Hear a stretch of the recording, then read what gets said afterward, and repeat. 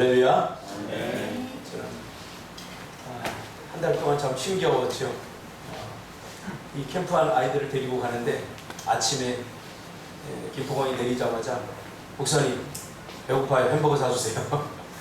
그래서 내가 한마디로 딱 거절했죠. 캠프 끝. 그래서 엄마한테 가서 사달라고 그래. 이렇게 하고 보내고 곧바로 삼척으로 내려가서 갔더니 내가 생각했던 그런 세미나가 아니더라고요. 내가 안 갈 것 같으니까 우리 총 세미나를 진행하는 제 친구 목사가 저는 정치적인 모임이나 이런 걸 안 좋아하기 때문에 부르면 안 가요. 그래서 안 올까봐 개척교회 목사님들 세미나다 이렇게 속였는데 가보니까 총신대 총장님, GMS 이사장님, 각 노회 38개 노회장님 다 대가리들만 모인 거예요. 그래서 새벽부터 제가 찬양 인도를 하고 세미나를 2시간, 3시간 듣고 목이 다 닳도록. 우리 동기들 중에 잘 나가는 복음성가 가수들도 많고 그런데 제가 굳이 선택이 돼가지고 그 미랄 부른 친구 누구죠? 천가람 목사도 제 동기거든요. 충신대신대 동기인데 그런 기라성 같은 사람들 다 제치고 제가 그 목사님들 앞에서 찬양을 인도하고 왔습니다. 할렐루야. 인생 별거 아닙니다. 하나님이 쓰시고 오늘 이 말씀 중심에서 버티고 견디어낸 사람들 이라는 제목으로 하나님 말씀 전하려고 합니다. 히브리서 11장에 나오는 믿음의 선진들 중에 요셉이 나오는데요. 요셉을 사람들은 대단한 사람이라고 말하지만 성경을 한 번쯤은 자세히 읽기를 해서 성경을 살펴본 사람들에 의하면 요셉은 우리가 생각하는 것보다 사실 그렇게 대단한 사람은 아닙니다. 요셉 그러면 좀 과대평가된 사람이다 이렇게 말할 수 있습니다. 왜냐하면 요셉이 다윗처럼 용맹했습니까? 아니면 모세처럼 리더십이 있었고 또 느헤미야처럼 추진력이 있었습니까? 요셉 그러면 떠오르는 것이 아무것도 없어요. 딱 하나 있죠. 꿈입니다. 꿈. 그런데 그 꿈도 사실은 자기 의지에 의해서 하나님의 영광을 위해서 꾼 꿈이 아니라 하나님이 꾸게 하셨죠. 그러니까 요셉의 꿈은 자기가 스스로 민족을 위해서 또 다른 사람들을 위해서 하나님의 영광을 위해서 꾼 꿈이 아니라 하나님이 꾸게 하셨어요. 그래서 저는 이 꿈을 꿈의 습격을 받았다 이렇게 표현하고 싶어요. 어느 날 갑자기 자고 일어나니까 꿈꾸게 된 거예요. 하나님의 꿈의 습격을 받은 거죠. 다윗처럼 하나님을 모욕하는 블레셋의 골리앗으로부터 구원해내겠다라고 하는 어떤 민족성이 강했던 것도 아니고 모세처럼 자기 백성을 종살이로부터 구원해내겠다는 어떤 민족을 위한 그런 아픈 마음을 가졌던 의지를 가졌던 사람도 아니고 느헤미야처럼 무너진 성벽을 보면서 가슴 아파하면서 무너진 이스라엘 백성들의 신앙을 다시 일으켜 세워야 되겠다 이런 헌신이 있었던 사람도 아닙니다. 요셉의 이야기가 처음 등장하는 것이 바로 창세기 37장인데요.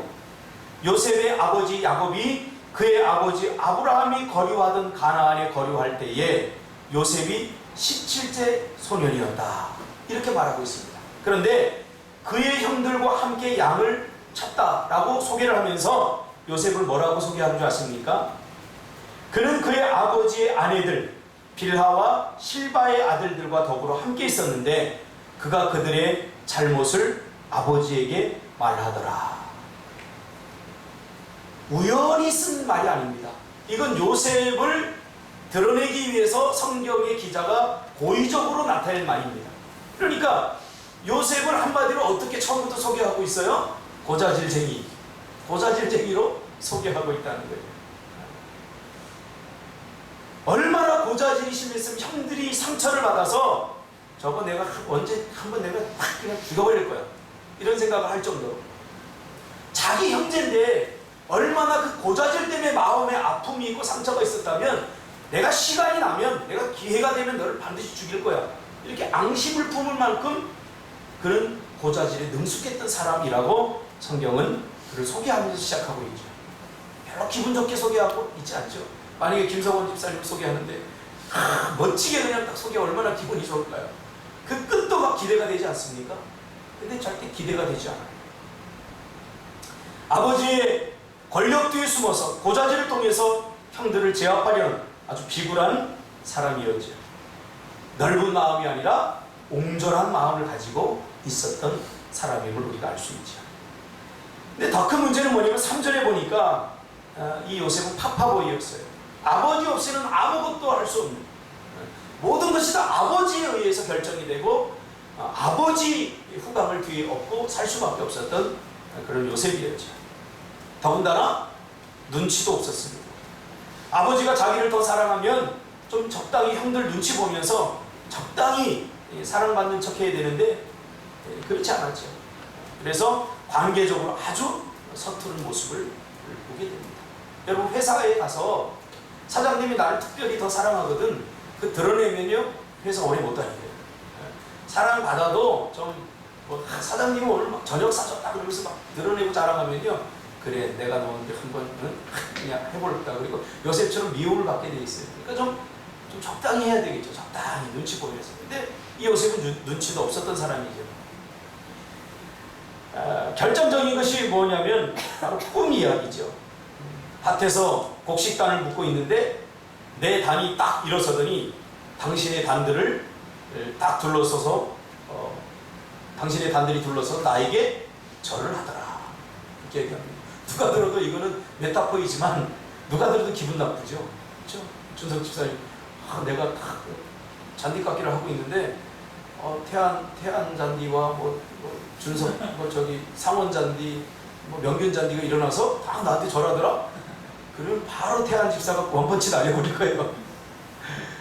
별로 기분 좋지 않은 이야기를 아주 기분 좋게 아주 당당하게 하고 있죠. 좀 이런 이야기는 좀 마음에 품어두면 안 됩니까? 좀 마음에 품어두면 얼마나 좋아요. 다른 사람들에게 사랑도 받고. 근데 이는 즉시 드러내서 자랑할 만큼 그렇게 인격적으로 성숙하지 못했던 자기중심적인 그런 사람이었어요. 좀 재수없죠, 이런 사람. 재수없어요. 그의 융통성 없음은 여기서 끝나지 않습니다. 이번에는 한술 더 떠서 해와 달, 11별까지 자기에게 절했다고 합니다. 누굽니까? 형제들뿐만 아니라 이제는 아버지와 엄마도 자기에게 절했다. 이야기를 듣고 10절에 보니까 참다 못한 아버지 야곱이 야 제발 그만 닥쳐, 이렇게 얘기합니다. 그리고는 꾸짖었다. 야, 좀 제발 그만할 수 없냐? 내가 아무리 너를 사랑하지만 이건 좀 너무한 거 아니야? 뭐 이런 뉘앙스가 있는 거예요. 그래서 요셉을 가만히 우리가 자세히 읽기를 살펴보면 요셉을 이렇게 평가할 수 있습니다. 자기 중심적인 사람, 눈치 없는 사람, 융통성도 없는 사람, 자랑쟁이. 요셉을 꿈쟁이라고 말하지만 사실 요셉의 꿈도 하나님이 꾸게 하신 것이죠. 꿈의 습격을 받은 것이죠. 이쯤 되면 자랑쟁이 요셉에게 별로 관심을 갖고 싶지 않습니다. 제발 내 눈에서 사라졌으면. 거기다가 나중에 성경에서 뭐라고 합니까? 요셉은 잘생기기까지 했대요. 그러니까 아주 꼴보기 싫은 사람이죠. 잘생겼어. 잘생기면요, 못생긴 사람이 아무리 노력해도 따라잡을 수가 없어요. 여자들은 전부 다 잘생긴 사람만 좋아해요. 그의 성격이 어떻든지, 그가 무슨 학교를 나왔든지 다 필요 없어요. 여자들은 잘생긴 사람에게 인센티브를 더 줘요. 그러니 준서가 얼마나 내가 너를 재수없게 여기는지 알겠지. 못하는데 이러는데 그저 좋대요. 그러니 이거는 어느 날 형들이 마음에 품었던 일을 실행하기로 합니다. 다 다루진 않겠습니다. 좀 중간중간 이어서 점프하면서 말씀 전할게요. 형들이 양치는 곳에 가게 되죠. 갔다가 만장일치로 형들이 옳다, 기회가 왔다. 그리고 죽이려고 합니다. 그때 장자인 루벤이 뭐라고 그래요? 요셉이 측은해서가 아니라 저거 죽으면 저렇게 아끼던 사랑하는 아버지 야곱이 얼마나 가슴 아파할까? 그 아버지를 생각하고 얘들아 죽이지는 말자, 이렇게 합의를 봐서 어떻게 됩니까? 구덩이 안에 집어 던져 넣게 됩니다. 그때에도 나머지 형제들은 반드시 저거 죽일 거야 내가, 이런 생각을 다 가지고 있었어요. 아니면 나오지 못하니까 굶어 죽을 거야. 아니면 사자나 맹수가 나와서 분명히 잡아 죽일 거야. 이런 생각을 가지고 이미 나머지 10형제는 그를 죽인 거나 다름이 없습니다. 때마침 미디안 상인들이 이스마엘 자손이죠. 그렇죠? 이스마엘 자손의 미디안 상인들이 은 20의 종으로 그를 사가죠. 그리고 요셉을 데리고 애국으로 가게 됩니다. 이 모든 과정 속에서 요셉이 하는 것은 아무것도 없어요. 그냥 무기력하게 끌려다니고 따라다니고. 그러니까 요셉에겐 특별히 어떤 의협심이나 어떤 용기나 뭐 이런 것들이 전혀 없었던 그냥 무력한 그런 개구장이에 불과하죠.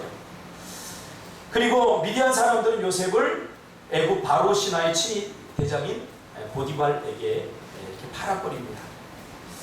이 모든 과정에서 요셉은 자기 운명을 바꾸거나 새롭게 하기 위해서 도망치거나 저항하거나 하는 어떤 흔적도 없습니다. 그저 흘러가는 대로 그저 환경에 편승해서 지금 가고 있죠. 이런 사람을 통해서 하나님 무슨 일을 할 수 있을까요? 생각해 보세요. 그저 내가 주를 위해서 영광을 돌리겠습니다. 내가 교회를 한 3,000명 모이는 교회로 내가 짓겠습니다. 내가 주를 위해 선교사로 가겠습니다. 이런 의지가 없다는 거예요. 이런 의지가 없는 사람들, 그저 뭐 환경이 어려운 대로 뭐 이렇게 살아가는, 평생에 살아가는 이런 사람을 통해서 하나님 무슨 일을 도대체 할 수 있겠어요? 저 같으면 이런 사람 안 쓸 것 같아요. 근데 보디발의 집에 가게 됐는데 형통한 자가 되었다라고 말합니다.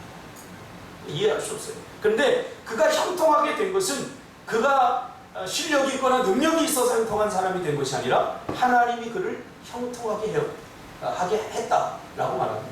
그러니까 요셉이 한 거 있어요, 없어요? 아무것도 없어요. 뭐.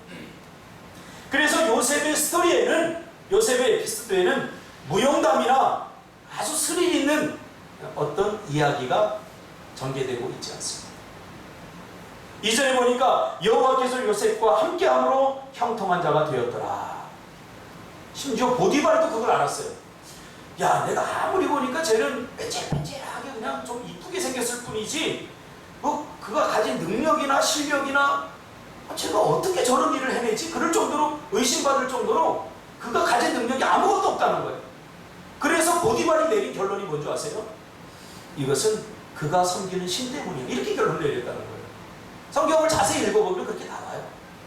여러분들 지금 그 성경에 그런 얘기가 있었어? 그러면서 처음 듣는 얘기처럼 다 쳐다보는데 성경에 그렇게 나와요. 보디발이 그를 아주 이쁘게 여기고 능력 있게 여긴 것은 그가 가진 개인적인 탁월한 실력 때문이 아니라 아무리 봐도 그에게는 그런 것이 없어요. 그래서 보디발이 내린 결론이 뭐냐면 이것은 분명히 요셉이 섬기는 신 때문에 제가 저렇게 하는 거지, 이렇게 결론을 내렸다는 거죠. 그래서 보디발의 소유를 다 요셉의 손에 위탁했다고 말합니다. 요셉은 아무것도 안 하고 보디발의 모든 재산을 맡아서 관리하는 그런 위치에 올라가게 된 거죠.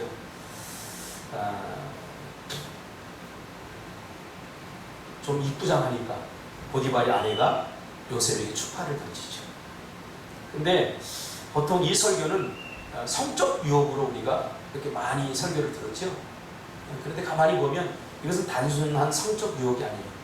보디발의 아내는 성적인 만족을 채우기 위해서 이쁘장하게 생긴 요셉을 유혹했지만 요셉의 입장에서 보면 이것은 성적 유혹이 아니라 그가 출세하고 더 많이 성공할 수 있는 길이 열릴 수 있는 기회인 것입니다. 근동아시아를 연구한 학자들에 의하면 종종 종들이 신분 상승을 했는데 그 신분 상승을 할 수 있었던 가장 첫 번째 이유 중에 하나가 뭐냐면 주인의 아내에게 잘 보이는 거예요.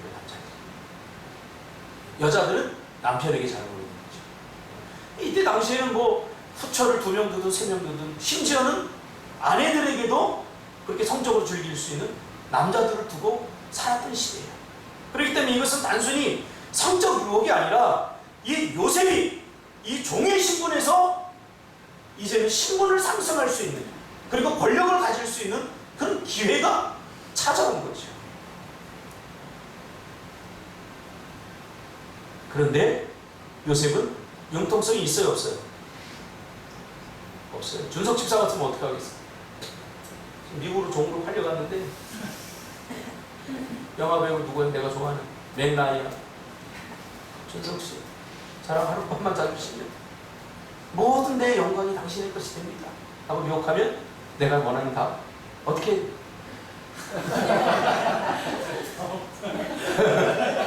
감사합니다. 그리고 하룻밤을 치우겠지. 네. 우리 자신에게 한번 솔직히 생각해보자. 우리 상황을 좀 해서 물론 머리로는 안 돼야지만 안 된다고 하지만 사실 내 몸은 그걸로 가고 있지 않겠어요? 그러니까 이것은 단순한 성적인 유혹을 거절한 게 아니라 플러스 이것은 자신의 운명을 바꾸고 자신의 삶이 새로워질 수 있는 성공할 수 있는 그 발목을 자기 스스로 잡아버린 거죠. 거절했다는 거예요. 왜요? 융통성 없기 때문에. 여러분 융통성 없다고 너무 낙심하지 마세요. 이게 신앙으로 돌아와 버리면 거룩한 고집이 되는 거예요. 할렐루야. 너무 약사 빠른 사람들은 여기 줄타기 저기 줄타기 잘 되고 출세하는 것 같죠. 어느 순간 역사를 확장해봐서 그 순간 그 점에 딱 와보면 누가 멀리 가 있는지 저는 보라보더라고요. 이번에도 그래요. 세미나 가가지고 제가 이제 이 설교 후반에 다루겠지만 가봤는데 깜짝 놀랐어요. 제가 과거에 모셨던 제가 부교육자 전도사 생활하고 강도사 생활했던 그 목사님도 와 계시더라고요. 네. 저는 그분이 거기 올 줄 꿈에도 몰랐어요. 왜? 뭐 배운 것도 별로 없고 학력도 뭐 검정고시 겨우겨우 해가지고 이렇게 목사가 된 분이에요. 설교도 뭐 그렇게 특별히 잘하지도 않고 내가 보더라도 그렇게 하지 않는데 교회가 부흥되고 큰 교회를 이렇게 맡아서 담임하시면서 거기 오셨더라고요. 제가 깜짝 놀랐어요. 그리고 나자 화가 나고 자존심이 상한 보디발의 아내가 모함을 하죠. 그래서 왕의 제수를 가두는 감옥에 갇히게 됩니다. 그런데 21절에 보니까 여호와께서 요셉과 함께 하시고 그에게 인자를 더하사 간수장에게 은혜를 받게 하십니다. 여러분 생각해 보세요. 아니 감옥에 간 게 무슨 하나님의 은혜입니까? 감옥에 안 가는 게 하나님의 은혜죠. 그런데도 성경 기자는 감옥에 갔는데도 그가 하나님의 은혜를 받아서 간수장에게 은혜를 입게 되었다. 그렇게 고백합니다. 이게 성경의 아이러니예요. 그러니까 우리가 가지고 있는 상식은 뭐예요? 감옥에 안 가는 것이 하나님의 은혜 아닙니까? 근데 감옥에 가서 은혜를 받아봤자 뭐 얼마나 큰 은혜를 받았다는 거예요 도대체. 감옥에 안 가는 것이 은혜죠. 여러분 감옥에 안 가는 것이 은혜죠. 감옥에 가서 은혜를 받았다 그러면 기껏해야 뭐 밥 조금 더 많이 먹고 뭐 초콜릿 하나 더 먹고 뭐 이 정도밖에 더 하겠습니까? 감옥에서 뭐 은혜를 받아봤자 얼마큼 하겠어. 그런데 감옥에 가서도 은혜를 받았다. 이렇게 하나님의 은혜의 세밀함을 이 성경 기자는 우리에게 보여주고 있습니다. 생각해 보세요. 잘생겼고 융통성 없고 자기 자랑이 심하고 자기 중심적이고 눈치 없고 이런 사람을 하나님께서는 끝까지 사랑하고 계시다는 거예요. 근데 이상한 게 있어요. 뭔가 이상하냐면 요셉은 이 모든 상황 생각해 보세요. 자기 형제들에게 아무리 그래도 그렇지 죽임을 당할 뻔하고 억울하게 오게 갇히고 이 모든 과정 애굽에 팔려오고 이 모든 과정 속에서 성경 기자는 그가 우라통이 터졌고 분노하고 원망했다 이런 말을 단 한마디도 쏟아내지 않습니다. 요셉은 그저 그 상황을 받아들이고 있는 거죠. 그 상황을 수용하고 있는 거죠. 그런 사람들에 대해서 불평하고 원망하고 있지 않죠. 그냥 그 상황을 받아들이고 있는 거죠. 여러분 왜 불평과 원망을 하나님께서 하지 말라고 한 줄 아세요? 불평과 원망은 있죠. 결국 포기의 이유가 되기 때문에. 저는 지금까지 불평하고 원망하는 사람 치고 포기하지 않는 사람 못 봤어요. 회사를 들어갔어요. 회사를 들어갔는데 그 회사에 불평하고 원망해요. 그럼 제가 예언을 하나 합니다. 쟤 곧 나오겠다. 저 회사. 어느 학교에 가서 그 학교 내가 원하는 학교 들어가지 못했어. 그래서 막 불평하고 원망해요. 그러면 제가 예언을 하나 합니다. 저 학교 더 못 보겠다. 아니나 다를까 겨우겨우 졸업하고. 왜 하나님이 불평하고 원망하지 말라라고 하는 줄 아세요? 하나님 때문이 아니라 우리 때문이에요. 불평과 원망은 포기의 이유가 되기 때문에 그래요. 만약에 이런 상황 속에서, 이런 내팽개치고 내 던져지는 이런 상황 속에서 요셉이 단 한마디라도 불평하고 원망했다면 그의 꿈은 여기서 포기되어진 거예요. 그리고 다시 꿈 이야기가 나옵니다. 그것에 왕의 술 맡은 자와 떡 굽는 자가 애굽 왕에게 범죄에 옥에 갇히게 되고 어느 날 근심이 가득한 그들에게 묻습니다. 왜 그렇게 수심이 가득하냐? 그러자 그들이 꾼 꿈 이야기를 합니다. 술 맡은 관원장이 먼저 이야기를 하죠. 내 앞에 세 가지에서 새싹이 나서 꽃이 피는 포도나무가 있는데 그 익은 포도송이를 따서 즙을 내서 바로의 잔에 드렸다는 것이죠. 그러자 요셉이 어떻게 해요? 하나님이 주신 지혜로, 하나님이 주신 계시로 해석을 하죠. 세 가지는 3일이다. 당신이 3일 후에는 복직이 될 것이다. 그런데 그 꿈을 해석한 것이 해석해주고 딱 하나 이제 요셉의 의지를 보입니다. 뭐라고 의지를 보이냐면 아마 감옥이 되게 힘들었던 것 같아요. 딱 한 번 자신의 의지를 내비칩니다. 만약 네가 나가서 잘 되면 나를 꼭 기억해줘. 이렇게 딱 한 번 의지를 내비칩니다. 그리고는 시간이 흐르면서 잊혀집니다. 여러분, 사람은요 자기가 잘 되면 다른 사람 잘 안 보여요. 근데 우리는 그러면 안 돼요. 내가 잘 되면 제발 조금 안 되는 사람에게 좀 보자고요. 내가 고기를 뜯고 있으면 이거 당연한 것이 아니라 고기를 뜯지 못하는 사람들을 좀 기억하자고요. 근데 서로 이렇게 나누는 것이 굉장히 중요해요. 저는 어제도 누가 이렇게 목사님 귤청이에요 하면서 갖고 왔어요. 그거를 내가 딱 보는 순간 너무 많은 생각이 들었어요. 야, 제가 이 목사가 목이 안 좋고 또 기관지가 안 좋다는 것을 알고 있구나. 그래서 생각해서 그냥 남아서 갖고 온 게 아니에요. 이거는. 뭘 받으면요 저는 이 감동되는 게 있어요. 그냥 먹다 남은 거 이렇게 주는 사람 절대 감동이 안 돼요. 그런데 뭘 이렇게 생각하는데 그 안에 뭔가가 많이 마음이 들어있으면 뭐 하찮은 것 하나로 저는 얼마나 감사한지 몰라요. 저는 그걸 받고 굉장히 힘이 났어요. 저번에는 어떤 분이 제가 이렇게 좀 기관지가 안 좋고 막 기침하고 막 목도 안 좋으니까 은행나무 그 가른 거, 은행 가른 거를 갖고 왔더라고요. 그거 아까워서 제가 가끔 한 번씩 먹습니다. 가끔 자주 먹으라고 그러는데 그 떨어지면 또 안 줄 것 같아서 아껴서 먹습니다. 얼마나 귀한 겁니까, 그게. 그래요. 조금 제발 좀 자기만 생각하지 말자고요. 자기만 생각하지 말자고요. 요셉이 한 것이 딱 그거 하나예요. 제발 나를 좀 부탁한다. 네가 나가 잘 되면 이 감옥 하나님이 가라고 해서 온 것 같은데 너무 힘들어. 딱 한 번 자기 의지를 표현합니다. 불평하고 원망한 게 아니라. 그리고 드디어 애굽왕 바로의 꿈을 해석하는 모든 과정까지 정말 요셉이 한 것은 아무것도 없어요. 전부 다 하나님께 주신 은혜예요. 그럼 요셉이 한 게 뭡니까? 네? 맞습니다. 여러분들이 예상하듯이 그냥 버티고 견딘 것뿐이에요. 그 내가 버티고 견디니까 하나님이 꿈꾸게 하시고 하나님이 그걸 이루어 주셨다는 거예요. 할렐루야. 아멘. 우리의 꿈과 비전을 이루는 것은 내가 아니에요. 절대로 착각하지 마세요. 하나님이 어느 날 우리에게 꿈의 습격을 하셨어요.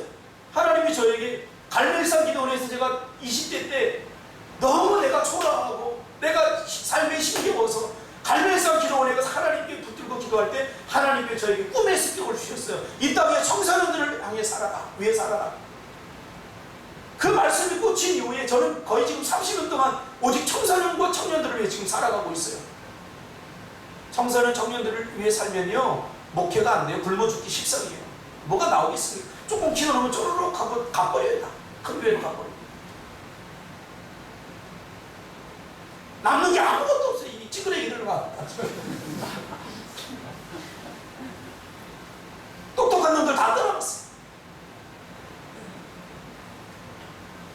근데요 하나님이 요즘 놀랍게 역사하셔요.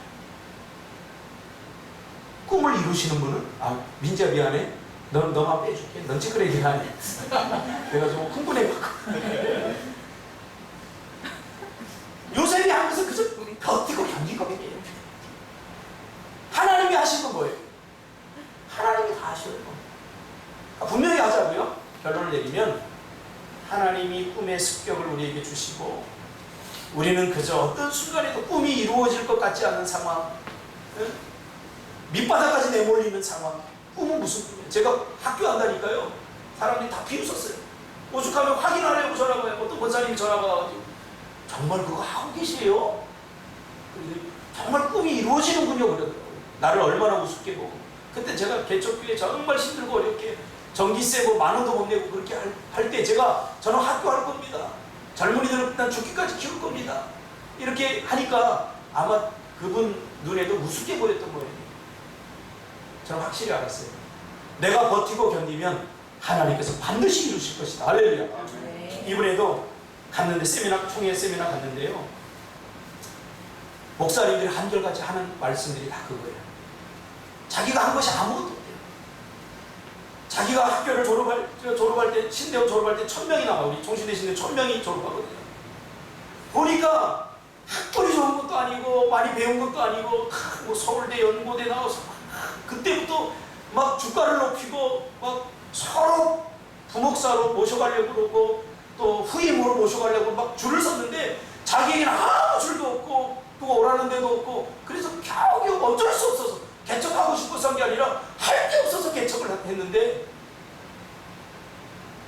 지금은 저쪽에서 우리 명균이 어머니 아버지 집 사는 데가 어디야? 동탄. 에? 동탄이요. 어디? 동탄. 동탄 신도시의 제일 큰 주다산 교회가 있어요. 고백을 하더라고요. 그냥 제가 집사람하고도 얘기했어요. 제가 우리 노예에 들어간 지 이제 10년 전쯤인데 그때도 이 교회가 서울의 외곽이 조그만 2층에 한 30명에서 한 40명 이렇게 모이는 작은 교회였어요. 동탄으로 가더니 동탄 주다산교 한번 쳐보세요. 그분이 그런 얘기를 하죠. 내가 한 건 아무것도 없다. 그냥 버티고 견뎠다. 동탄으로 가고 싶어서 간 게 아니라 하도 목회가 안 되니까 옮기려고 하는데 돈도 없으니까 땅 잘 외곽지 그냥 평당 몇만 원 하는 거 사서 화름하게 임시 집 거기다 천막 치고 요즘 시대 천막 치는 사람이 어디 있어요? 그리고 시작을 했어요. 그러면서 하나님이 하셨다. 나는 그저 버티고 견뎠을 뿐이다. 여러분 버티기 바랍니다. 견디시기 바랍니다. 그럼 하나님이 하셔요. 우리 꿈틀 학교도 마찬가지라고 생각해요. 꿈틀 학교 이야기를 했더니 난리 났어요, 목사님. 그리고 제가 부교육자 때 있었던, 전도사 때 있었던, 그때부터 제가 꿈틀 학교 얘기를 했거든요. 교회도 꿈틀교회라고 진다고 그러니까 제발 참어. 잘 참어. 누가 오겠어, 꿈틀. 그리고 그때는 그러려니 했다는 거예요. 꿈틀교회 딱 이름을 지니까 아차 드디어 사고를 쳤구나.